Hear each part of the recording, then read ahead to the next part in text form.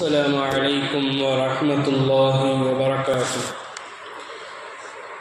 الحمد لله رب العالمين والعاقبة للمتقين والصلاة والسلام على نبي المرسلين وعلى آله الطيبين وصحابه الطاهرين وكلهم أجمعين، أما بعد، فأعوذ بالله من الشيطان الرجيم. بسم الله الرحمن الرحيم. وقال الله عز وجل: ما كان محمد أبا أحد من رجالكم ولكن رسول الله وخاتم النبيين وكان الله بكل شيء عليما. وقال أيضا: إنك لعلى خلق عظيم. وقال نبينا صلى الله عليه وسلم: أنا خاتم النبيين لا نبي بعدي. رواه حاكم. وقال الله عز وجل: إن الله وملائكته يصلون على النبي يا أيها الذين آمنوا صلوا عليه وسلموا تسليما. اللهم صل على محمد وعلى آل محمد وبارك وسلم عليه. اللهم صل على محمد وعلى آل محمد وبارك وسلم عليه. اللهم صل على محمد وعلى آل محمد وبارك وسلم عليه. صدق الله المولانا العظيم وصدق رسوله النبي الكريم ونحن على ذلك من الشاهدين والشاكرين والحمد لله رب العالمين.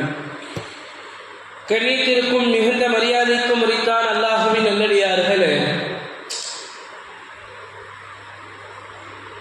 நாம் இன்னும் சில தினங்களில் 2 நாட்களில் ரபியுல் அவ்வலுடைய வசந்த மாதத்தை அடையவிருக்கிறோம். அல்ஹம்துலில்லாஹ். வருகிற ஞாயிற்றுக்கிழமை இரவு பிறை பார்க்கக்கூடிய ஷக்குடைய நாளாக இருக்கிறது. பிறை பார்ப்பது என்பது சுன்னத்தாக இருக்கிறது. எனவே அந்த சுன்னத்தை நாம் பின்பற்ற வேண்டும். கண்ணியத்திற்கும் மிகுந்த மரியாதைக்கும் உரித்தான் அல்லாஹ்வின் நல்லடியார்களே, ஒவ்வொரு மாதத்தை குறித்து நாம் சொல்கிற பொழுது அந்த மாதத்தில் நடந்த நிகழ்வுகள், அந்த மாதத்தை ஒட்டியுள்ள விஷயங்கள் தான் நம்முடைய சிந்தையில் வரும்.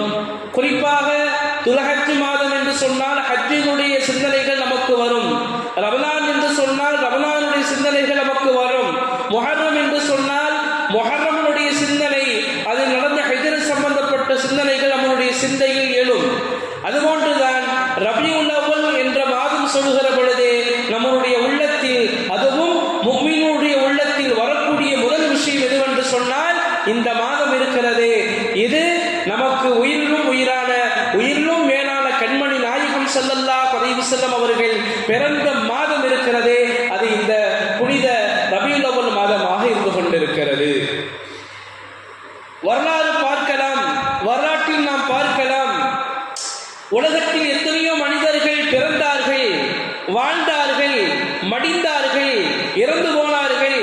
இன்றைக்கு நிறைய மனிதர்கள் பிறக்கிறார்கள் என்றாலும் கூட அதிகமான மனிதர்களால் வரலாறை படைக்க முடியவில்லை. ஏதோ சில நபர்களால் மட்டும்தான் வரலாறை படைக்க முடிந்தது என்றாலும் கூட, ஒரு மருத்துவர் ஒரு வரலாறை படைக்கிறார் என்று சொன்னால் அவர் அந்த மருத்துவத்தில் மட்டும்தான் அவர் சிறந்து விளங்குவார். மற்றவருடைய வாழ்க்கையை பார்க்கிற பொழுது அதில் அவர் ஃபெயிலான ஒரு சூழ்நிலையில் தான் அவர் இருப்பார். ஒரு அறிஞராக, ஒரு கட்டடக்கலை நிபுணராக இருக்கிறார் என்று சொன்னாலும் கூட, ஒரு ஆன்மீகவாதியாக இருந்தாலும் சரி, அவர் ஒழுக்கத்தில் ஜீரோவாக இருப்பார். எனவே உலகத்தில் வாழ்ந்த மனிதர்களில் அதிகமான நபர்கள், சாதித்த நபர்களில் ஏதோ ஒரு துறைகளில் மட்டும் சிறந்து விளங்கியிருப்பார்களே தவிர எல்லா துறைகளிலும் அவர்களால் சிறங்கி விளங்கியிருக்க முடியாது. ஆனாலும் கூட பெருமானார் ஸல்லல்லாஹு அலைஹி வஸல்லம் அவர்கள் தான் வாழ்ந்த வாழ்க்கையில் எல்லா துறைகளிலும் தனக்கென்ற ஒரு தனி இடத்தையும், அதனுடைய நிரப்பமான துறைகளில் இருக்கக்கூடிய எல்லா விதமான நிரப்பமான துறைகளிலும் சிறந்து விளங்கக்கூடிய ஒரு மாமனிதராக பெருமானார் ஸல்லல்லாஹு அலைஹி வஸல்லம் அவர்கள் வாழ்ந்து காட்டினார்கள். அதனால்தான் காரஸ் மார்க் சொல்வார், Muhammad is the most successful leader in the world. நபி ஸல்லல்லாஹு அலைஹி வஸல்லம் அவர்கள் ஒரு லீடர், எப்படிப்பட்ட லீடராக இருந்தார்கள் தெரியுமா? தான் எடுத்துக்கொண்ட, இல்லை உலகத்தில் இருக்கிற எல்லா துறைகளிலும் அதை வெற்றியினுடைய படியை தொட்டவர் முஹம்மது ஸல்லல்லாஹு அலைஹி வஸல்லம் அவர்கள் தான் என்பதாக காரல் மார்க்ஸ் என்பவர்கள் அறிஞர் சொல்லி இருப்பார்கள். எனவே பெருமானார் ஸல்லல்லாஹு அலைஹி வஸல்லம் அவர்களிடத்தில் பல்வேறு விதமான தனித்துவமான தன்மைகள் இருக்கிறது. நாம் நம்முடைய வாழ்க்கையில் எடுக்கக்கூடிய மிகவும் உயர்ந்த தன்மையாக இருக்கக்கூடிய ஒரு தன்மை பெருமானார் ஸல்லல்லாஹு அலைஹி வஸல்லம் அவர்களிடத்திலிருந்து நாம் எடுக்கக்கூடிய தன்மை எதுவென்று சொன்னால், எந்த இடத்தில் உண்மையை நேராக எந்த ஒளிவு மறைவும் இல்லாமல் எந்த இடத்தில் சொல்ல வேண்டுமோ அந்த இடத்தில் பெருமானார் ஸல்லல்லாஹு அலைஹி வஸல்லம் அவர்கள் சொல்லி காட்டுவார்கள். யாருக்கும் பயப்பட மாட்டார்கள், எதற்கும் பயப்பட மாட்டார்கள். நாம் ஒரு உதாரணத்தை பார்க்கலாம்.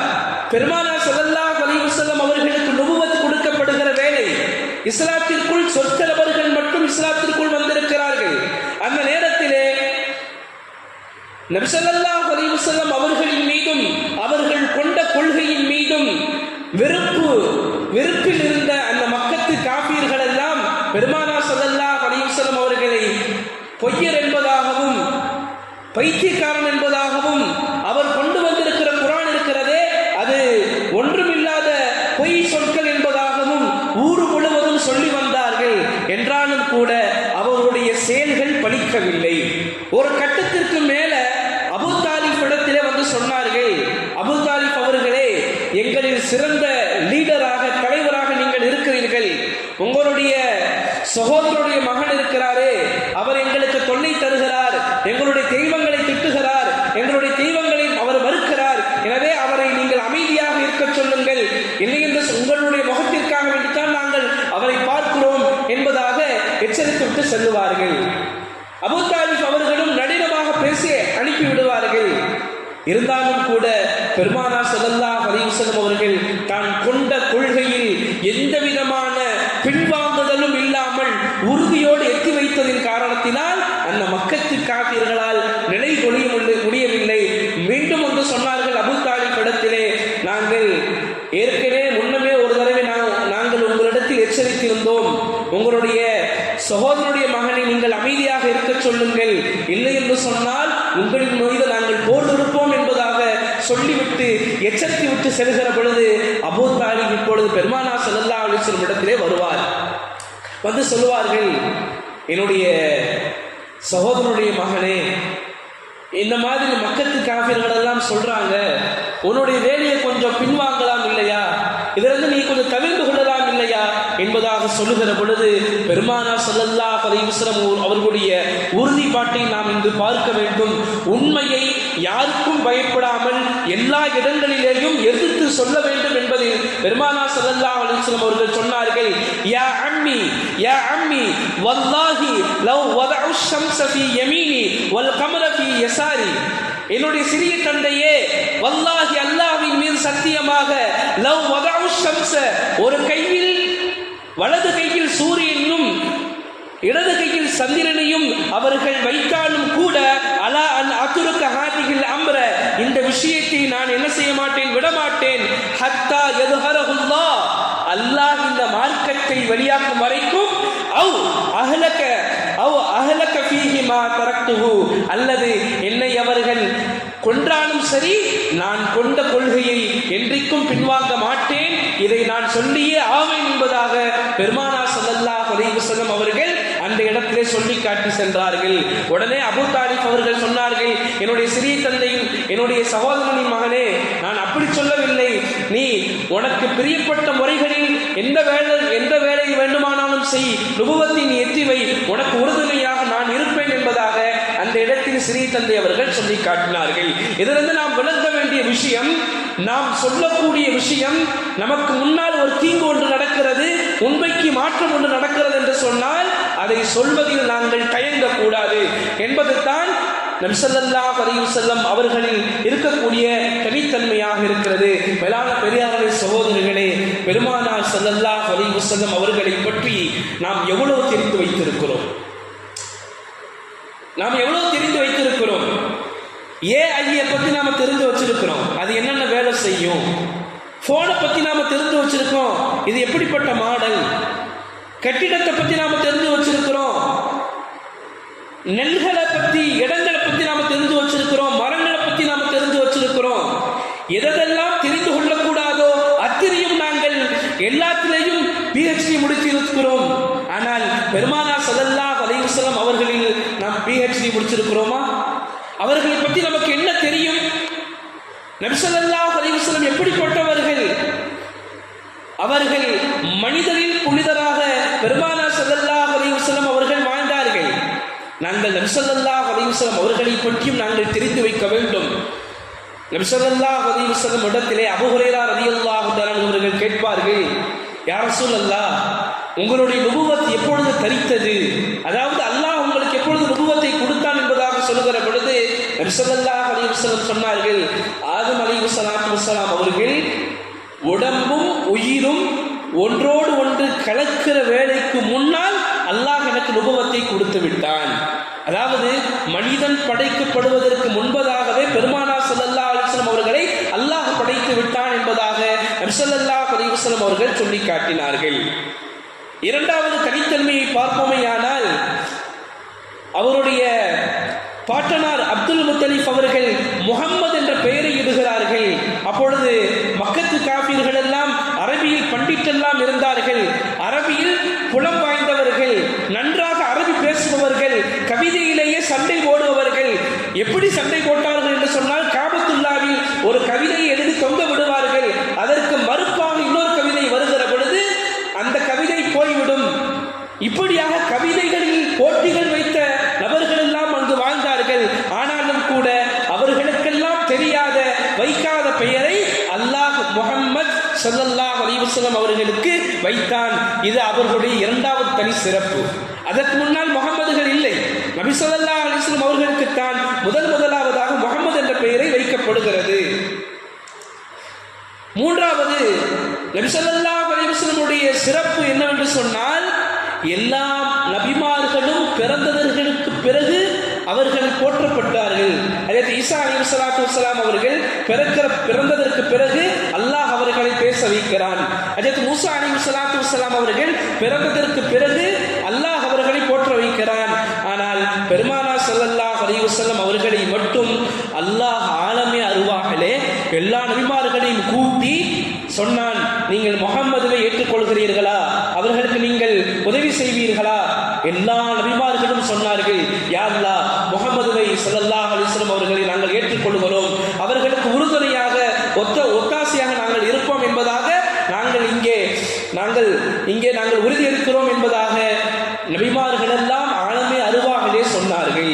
எனவே எல்லா நபிமார்களுக்கும் முன்பதாக போற்றப்பட்டவர்கள் பெருமானார் ஸல்லல்லாஹு அலைஹி வஸல்லம் அவர்கள். நான்காவதாக, அல்லாஹுவை தொழுவதற்காக வேண்டி தொழுகிறோம். ஆனால் அந்த தொழுகையிலும் கூட பெருமானார் ஸல்லல்லாஹு அலைஹி வஸல்லம் அவர்களுடைய பெயர் சொல்லப்படவில்லை என்று சொன்னால் நம்முடைய தொழுகை ஏற்றுக்கொள்ளப்படாது. ஓதுகிறோமா இல்லையா?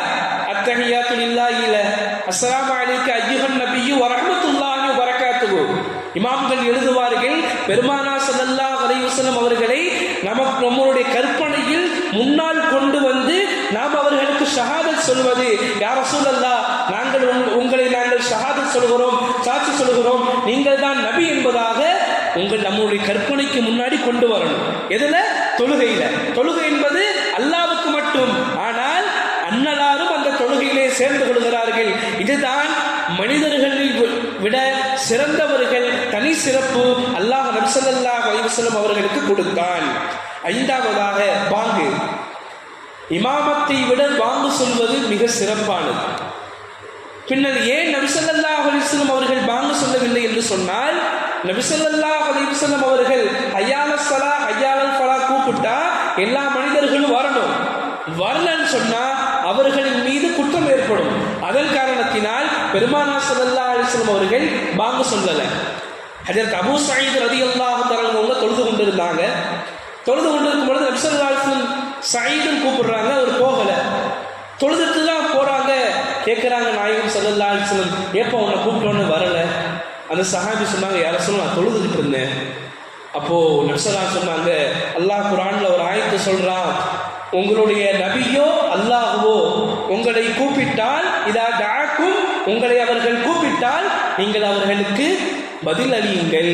அதாவது நாம தொழுகையில் இருந்தாலும் கூட, உதாரணத்துக்கு நபி இப்ப இருந்தாங்கன்னா, நாங்க தொழுது கொண்டு இருக்கிறோம்னா, நபி கூப்பிட்டா எங்களுடைய தொழுகையை விட்டுட்டு நபி ஸல்லல்லாஹு அலைஹி வஸல்லம் கிட்ட போகணும்.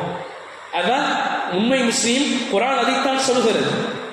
எனவே பாங்கு இருக்கிறதே, அதிலே நபி ஸல்லல்லாஹு அலைஹி வஸல்லம் அவர்கள் பெயர் சொல்லப்படவில்லை என்று சொன்னால் அந்த பாங் என்பது இருக்கிறது, அது பூர்த்தியாகாது. பெரியார்களே, சகோதரர்களே, நம்முடைய வேர்வையை போன்று நபிகளாருடைய வேர்வை அல்ல. நம்மளுடைய வேர்வை நாற்றம் எடுக்கும். ஆனால் நபிகளாருடைய புனித மேதில் இருந்து வரக்கூடிய அந்த வேர்வை இருக்கிறதே, அது கஸ்தூரினுடைய வாடை அடிக்கும், அந்த நறுமணம் கொடுக்கும். ஏன்? பெருமானார் ஸல்லல்லாஹு அலைஹி வஸல்லம் அவர்கள் ஒரு வீதியிலே நடந்து சென்றால், நபி ஸல்லல்லாஹு அலைஹி வஸல்லம் அவர்கள் தான் இந்த வீதியில் நடந்து சென்றார்கள் என்பதாக பின்னால் வரக்கூடிய சஹாபாக்கள் தெரிந்து கொள்வார்கள். அந்த அளவு அவர்களுடைய வேர்வினுடைய நறுமணம் கமலக்கூடியதாக இருக்கிறது. வரலாற்றில் சொல்கிறது, சஹாபா பெருமக்கள் எப்பொழுது நபி ஸல்லல்லாஹு அலைஹி வஸல்லம் வேர்வை துளி உடலிலிருந்து அப்படியே வந்து கொண்டிருக்குமோ, அதை ஒரு பாட்டிலில் அடைத்து கொண்டு தான் வைத்திருக்கிற அத்தருக்கு நறுமணத்தை கொடுப்பதற்காக வேண்டி பெருமானாருடைய வேர்வையை ஊற்றி அதை உபயோகிப்பார்கள் என்று சொன்னால், பெருமானார் ஸல்லல்லாஹு அலைஹி வஸல்லம் வேர்வை எவ்வளவு நறுமணம் கமலக்கூடியதாக இருக்கும். சஹாபாக்கள் அதையும் எடுத்து வைத்திருந்தார்கள், முடியை எடுத்து வைத்திருந்தார்கள்.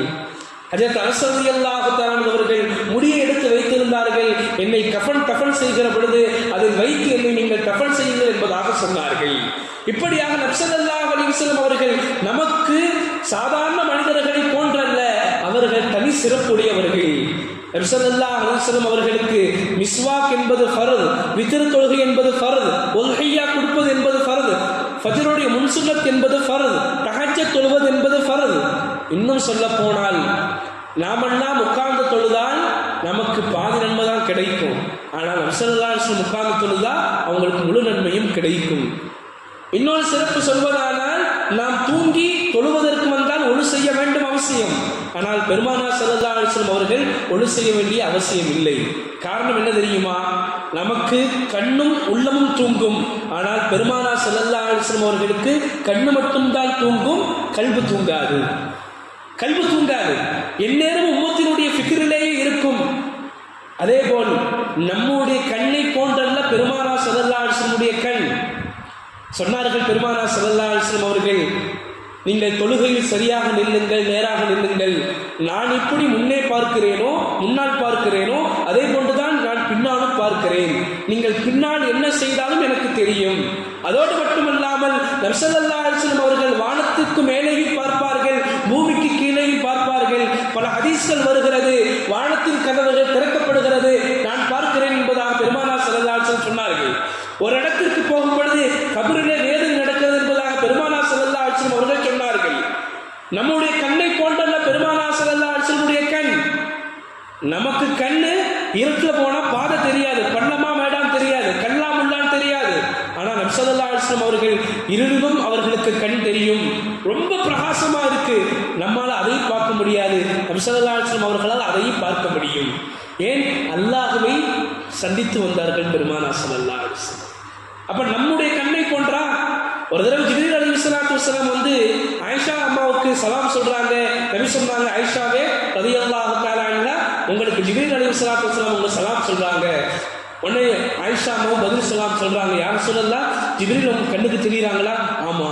யார் ரசூலல்லாஹ், உங்களுடைய கண் நாங்க பார்க்காத விஷயங்களை எல்லாம் பார்க்குது யார் ரசூலல்லாஹ். ஆயிஷா அம்மா சொன்னாங்க. நபி ஸல்லல்லாஹு அலைஹி வஸல்லம் சொன்னாங்க, நான் பார்ப்பதை மட்டும் நீங்கள் பார்த்தால் நீங்க என்ன செய்ய மாட்டீங்க? சந்தோஷமே பட மாட்டீங்க. ஏன்? நபி ஸல்லல்லாஹு அலைஹி வஸல்லம் கண் இருக்கிறது, அது சாதாரண கண் அல்ல, அது சாதாரண கண் அல்ல. அதோடு மட்டுமல்லாமல் நபி ஸல்லல்லாஹு அலைஹி வஸல்லம் கை இருக்கிறதே, அது சாதாரண கை அல்ல. ஒருத்தர் போரில் வெட்டுப்பட்டு வருவார், ஒரு உடல் தொங்கிக் கொண்டிருக்கும், நபி ஸல்லல்லாஹு அலைஹி வஸல்லம் எச்சியை வச்சு தடவி விடுவாங்க, அது சரியாயிடும். ஹுதைபியாவுடைய இடம், உம்ராவுக்கு ஹஜ்ஜுக்கு போயிருந்தவங்க பார்த்துருப்பாங்க, ஹுதைபியாவுடைய இடம். நபி ஸல்லல்லாஹு அலைஹி வஸல்லம் அவங்க ஒழு செய்வதற்காக வேண்டி ஒழு செஞ்சு கொண்டிருக்கிறாங்க. சஹாபாக்களுடைய கூட்டம் ஓடி வர்றாங்க, யார் ரசூலல்லாஹ், நமக்கு தண்ணியே இவ்வளவுதான் இருக்குது, நீங்க ஒழு செய்வீங்க, தண்ணி இவ்வளவுதான் இருக்குது. உடனே நபிசல்லாஹு என்ன செஞ்சாங்கன்னா அந்த கோவலியில தன்னுடைய கையை புனித கரத்தை உள்ளே விட்டார்கள். அதிலிருந்து தண்ணீர் வந்து கொண்டே இருந்தது. சுமார் ஒருத்தர் 2 பேர் அல்ல, ஒழு செய்த தண்ணி எவ்வளோங்க இருக்கும்? ஒரு கப்பில் இருக்கும், அவ்வளோதான். ஒரு 1/2 லிட்டர் இருக்கும், அவ்வளோதான். ஏறத்தாழ 1500 நபர்கள் ஒழு செய்தார்கள், குடித்தார்கள்.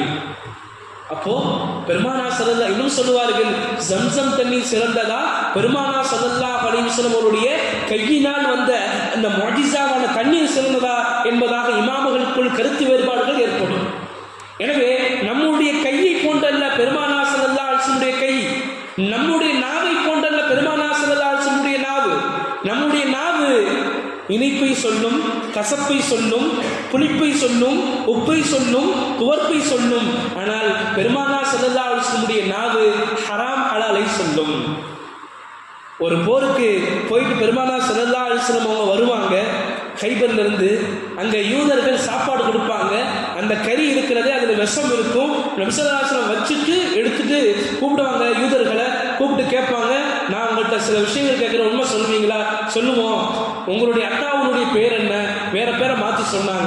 நபி ஸல்லல்லாஹு அலைஹி வஸல்லம் சொன்னாங்க, இல்லை நீங்கள் பொய் சொல்றீங்க, உங்கள் அத்தாவுடைய பேர் இது. உடனே அந்த யூதர்கள் ஒத்துக்கொண்டாங்க, ஆமாம் எங்கள் அத்தா பேர் அதுதான், நாங்கள் தான் பொய் சொன்னோம். இரண்டாவதாக கேட்குறாங்க, நரகவாசி யார்?